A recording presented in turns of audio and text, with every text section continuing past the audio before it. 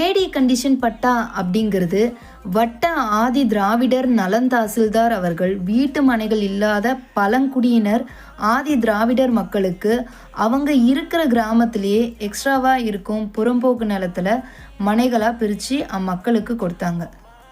அது மட்டும் இல்லாமல் அந்த மக்கள் வாழ்கிற இடத்துக்கு பக்கத்தில் மனைகளோ நிலங்களோ இல்லை அப்படின்னா சென்ட்ரல் கவர்மெண்ட் அல்லது ஸ்டேட் கவர்மெண்ட் நிதி ஒதுக்கும் பட்சத்தில் தனியாரிடம் உள்ள நிலத்தை ஆதி திராவிடர் நலத்துறை கிரையம் வாங்கி பழங்குடியின ஆதி திராவிட மக்களுக்கு மனைகளாக பிரித்து கொடுத்தாங்க.